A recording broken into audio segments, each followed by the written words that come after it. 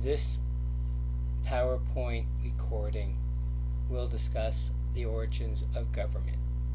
Government of the one versus government of the many. The focus will be on understanding the human condition, which is the basis of all human interaction. Two philosophers that focused on the human condition and what factors lead to the creation of society, the creation of government, are as follows. Thomas Hobbes, who lived from 1588 to 1679, and John Locke, who lived from 1632 to 1704, both Englishmen. The state of nature. Thomas Hobbes and John Locke are going to conduct a thought experiment. That is to say, they're going to try to imagine what it was like when our species existed before society, before government. They're making an argument at one point in time that we were a solitary creature. In this thought experiment, they're going to ask three questions. What is the state of nature, the consequence of the state of nature, and the solution to the state of nature? In terms of what is the state of nature, that not only goes to what makes us tick, but how we interact in that environment. Second, the consequence of the state of nature. So they're making an argument that not everything was a bed of roses, that it was a Garden of Eden, that there were difficulties, that there were problems. And thirdly, solution to the state of nature, they're going to come up with solutions that respond to those problems, that responds to the consequences within that state of nature. I'm first going to explain Hobbes and his view on the origins of government, starting with the state of nature. I'm going to read a number of quotes from his monumental book, The Leviathan, published in 1650. There's a book that we spend about 2 weeks on in my political theory class every spring. First quote. Nature hath made man equal in the faculties of body and mind. Obviously this quote is untrue.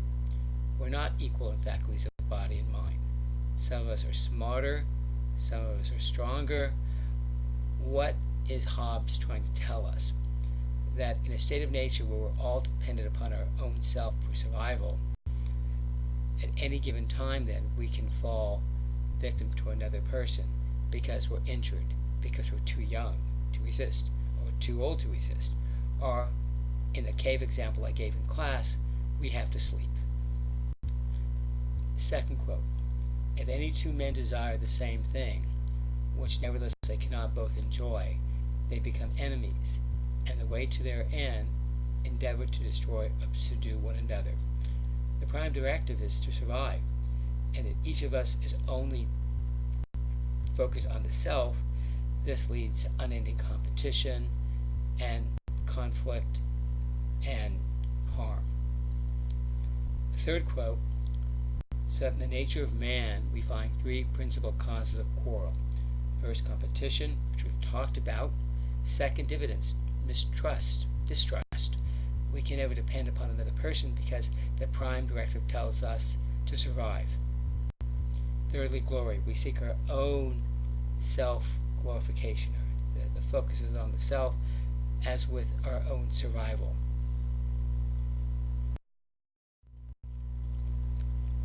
For Hobbes, the consequence is best illustrated by the following quote. Hereby it is manifest that during the time men live without a common power to keep them all in awe, that is a government that has the power to enforce laws, has the power to punish for those who violate the law, they are in that condition which is called war. And such a war is every man against every man. Then, in one of the most famous quotes in philosophical history, whatsoever therefore is consequent to a time of war, where every man is enemy to every man, no arts, no letters, no society, and which is worst of all, continual fear and danger of violent death. And the life of man is solitary, poor, nasty, brutish, and short. Without government, without some type of society that can impose limits on our behavior, war is the outcome. And in war, life has no significance. And in war, there's no time to produce art or letters. If we look across the globe and see the collapse of government, we see utter chaos, utter destruction, utter death. Syria, over the last 8 years, 500,000 people have perished. The following picture of Hobbes: no government, death, destruction, mayhem.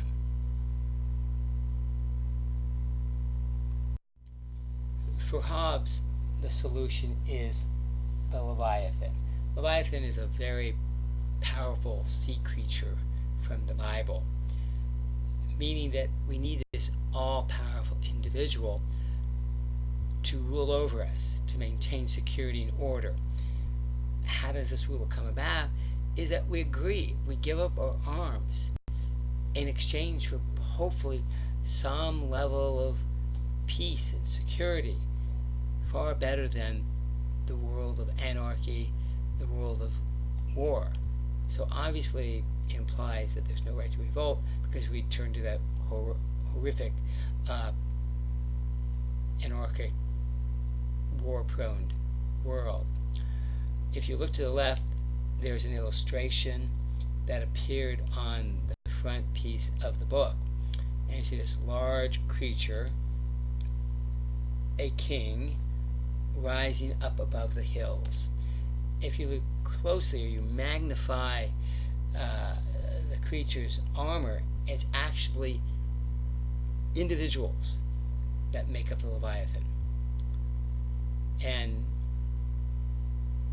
this Leviathan, this king, has the power of the secular world, which is force, and in the other hand, the crosier, which is a religious staff.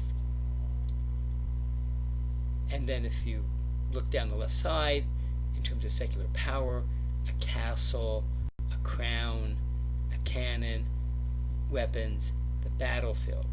The right side, a church, a religious hat, a mitre, excommunication, logic, and a religious court.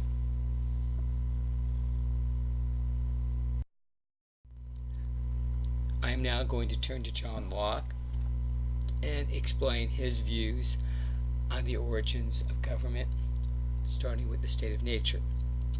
I'm going to use several quotes from his monumental work, the second treatise on civil liberties. First quote: absolute lord of his own person and possessions, equal to the greatest and subject to nobody. Second quote: the state of nature has a normative law of nature to govern it, which obliges every one, and reason, which is that law, teaches all mankind who will but consult it, that being all equal and independent, no one ought to harm another in his life, health, liberty, or possessions. So John Locke also agrees that we are individuals, that we are independent, that we are equal, but instead of leading to competition, as opposed to leading to violence, it leads to respect for another's life, health, liberty, or possessions. In essence, we possess reason, and reason tells us that if we harm another, that other will harm us. And if that other harms us, we will harm the other.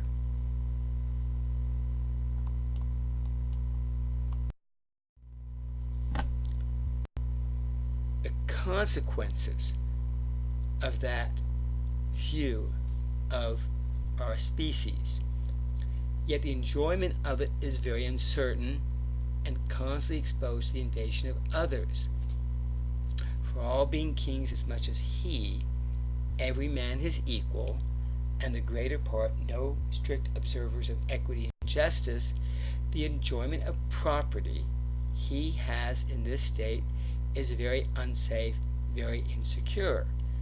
So John Locke hesitates, one might argue, that there is a level of harm that comes from the other. However, he explains why this is not something that we should be overly concerned with. Everyone as he is bound to preserve himself and not to quit his station willfully, so by like reason, when his own preservation comes not in competition, ought he as much as he can to preserve the rest of mankind, and not unless it be to do justice on an offender, take away or impair the life, or what tends to the preservation of life, the liberty, health, limbs, or goods of another. In essence, there's not this unending competition, this limitation of resources in Locke's environment, but additionally, Locke argues that not only should we be preserving ourselves, we should also come to the preservation of others in which someone might seek their harm. There is this obligation to protect oneself and to protect others. Locke's solution is limited government. Strong enough to protect those natural rights, life, liberty, and property, but not so strong that it can abuse them. His belief that we have the ability to self-limit our behavior. However, there are those who may not be able to do so. So government is created to protect us from those individuals who may not possess that reason. But if government becomes so strong and in the hands of those unreasonable people, then indeed it can be a great abuser of those particular freedoms.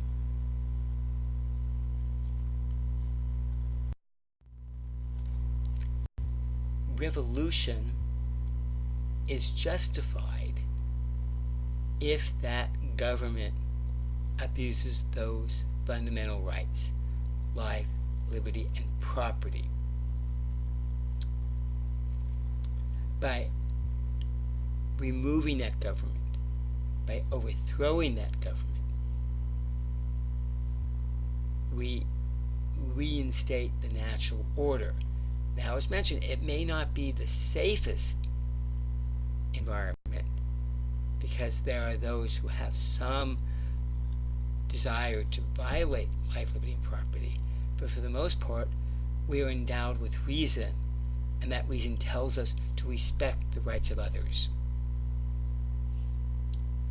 However, with Hobbes, by returning to the natural order, we return to that state of war where every person is against every person, where we're in constant danger of our survival.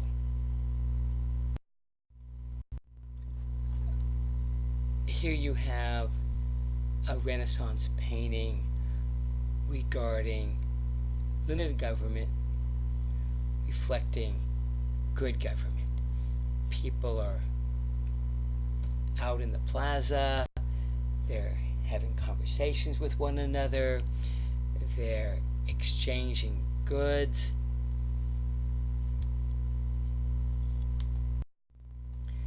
John Locke redefines, expands the purpose of government.